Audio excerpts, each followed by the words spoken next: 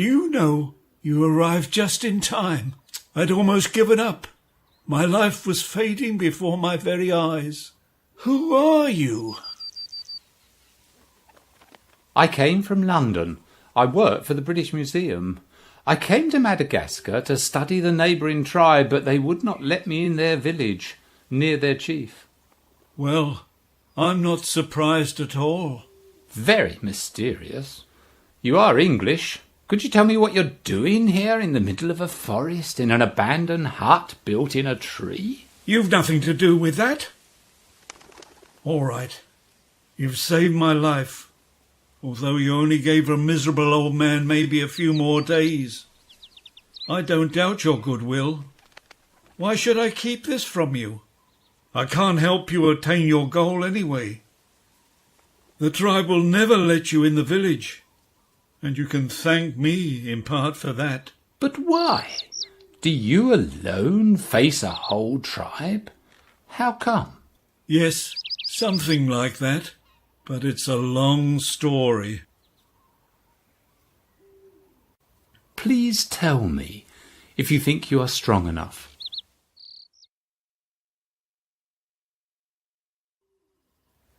My name is Jonathan Morgan, born in Southampton. I joined the crew of the glorious ship the Evelyn as a simple ship's boy, and one day we were taken by the pirates. Those mates of mine who resisted were mercilessly slaughtered. Some of us, however, gave in and became pirates to survive. We waged quite a few glorious battles and plundered quite a bit, especially here on the northern coast of Madagascar, under the leadership of Captain Dodd. I must confess, in the end, I was enjoying it, foiling the ambitious plans of rich merchants. Captain Dodd soon appointed me to be his personal advisor, and we made many plans together. He acknowledged and praised me, but never treated me as an equal. One day there was a mutiny on the ship. My old mates, the handful of the crew left from the Evelyn, were causing the commotion, and through some cunning trickery they took the captain's weapons. They planned to take over the ship and execute Dodd, and make me the captain. They were astonished when I disagreed with the decision, arguing that the Evelyn could only be successful under the leadership of Jeremiah Dodd. They mocked me, called me a toady, and tied me up. At my request, they were merciful and did not kill us, but instead exiled us to the unpopulated area of Madagascar, away from any city, and they promised to kill us if we ever met again. They left us here in the bay among the reefs, and we soon stopped fearing an untimely death when we came upon these friendly native fishing people. Friendly? When did all this happen? Exactly 52 years ago. They were really very friendly then, and it went on like that for years. We lived in the village, we had friends, and even wives. We really felt incredible since, as you can see, if you are looking for peace, this is like paradise. Here you can be really happy. Jeremiah could have found his peace, but he wasn't made of that stuff. We had been the beloved guests of the village for almost 10 years, when he decided to return to England at all costs. He knew that we had neither money nor a vessel, or any other possibility of reaching civilization, and with the French seizing a tighter and tighter grip over the island, they would have caught us soon enough. Even if we could escape from the authorities, our crew would have been scattered to all corners of the island. Still, he remained adamant. For a long time it seemed like a crazy plan, and I thought the captain didn't believe in it either. But one day he came up with a wicked solution.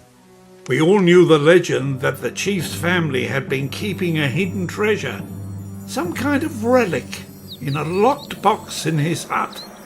A treasure no one is supposed to see. Jeremiah was convinced that we would make a fortune by selling this treasure, and would easily escape from the island. I didn't believe he would do it, but he did. One day, the whole village was in turmoil. The box was gone from the chief's hut. Jeremiah was trying to make them believe that it was the devil himself that came for the treasure. But they saw through the story. He was excommunicated immediately, and they sent us away from the village. Was it really the captain who stole the treasure? Yes, of course. But the natives could never prove it. They watched our every move for a long time, waiting for a sign to give away where Captain Dodd had hidden the booty. However, Jeremiah waited. He himself dared to go to the hiding place only months later. He never told me where, and opened the box. And then something happened. The captain went crazy. Something took his mind. Obviously, the ancient native curse came unto him from the box. He kept saying it was all over, and that there was no hope of ever leaving the island. What could have happened? I don't know. Jeremiah went mad. I finished building the hut at the treetop almost by myself. I couldn't rely on a madman. He cried and laughed at the same time, wrote poems, and sometimes broke everything around him.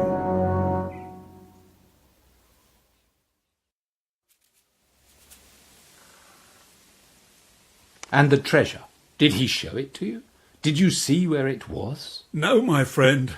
And to tell you the truth, I wasn't really interested. Certainly the captain wanted to forget it too. And you've been living here by yourself on the treetop ever since? And the villagers haven't let you in since then? Yes. That damn treasure really brought a curse upon us. It was very important for Chief Rakatona Rivello, and this tradition will be upheld by his son, and even his grandson.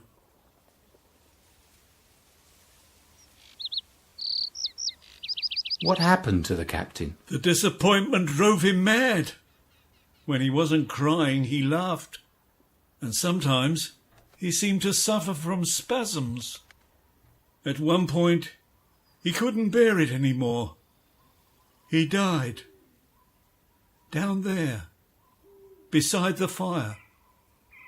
I buried him about 30 years ago.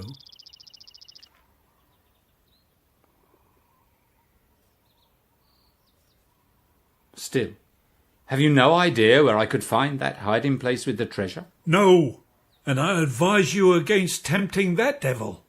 I don't think it will be of any use to you. But if it brought so much misfortune to us, it won't spare you either. Did you say the captain wrote poems? Yes, poems and verses. Some of them he doodled in his book, or he marked trees in the forest. But he scattered most of them here in the hut. God knows for how long I haven't been in Jeremiah's nest up there. Maybe you could look around if you're interested in the writings of a madman. I didn't see the grave by the big tree. Where is the captain buried? I didn't want to erect a tomb near the tree. I buried the poor man in the forest, and I placed his carved headstones in their exact order next to him. Maybe that's why the grave is respected by the natives. I won't disturb him. Apparently he will get better if he can draw. What could be so important to record?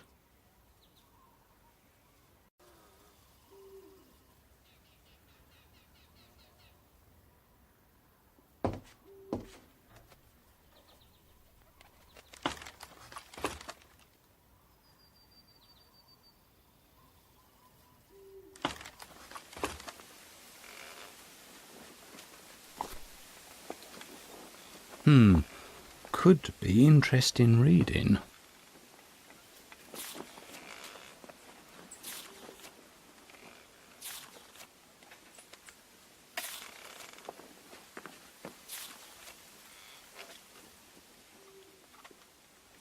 Captain Dodd must have been a puritanical man, but also rather well read.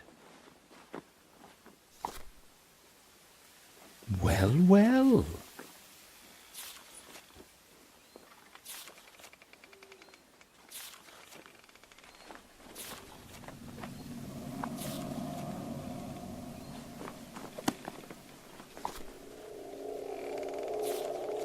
I have a feeling that these reminders are also for me now. Maybe the answers will lead to the treasure.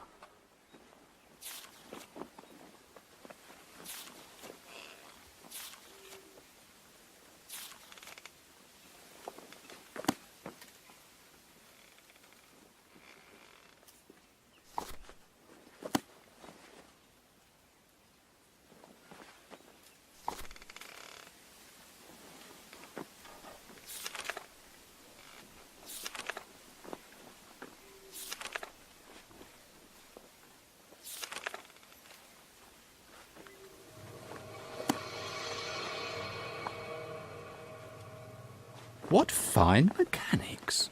Surprising for such an old telescope.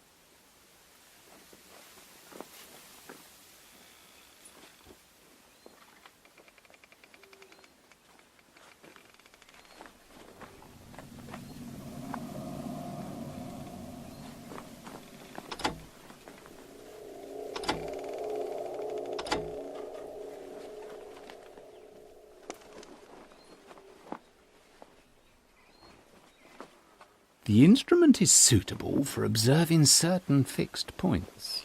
What could the captain use it for?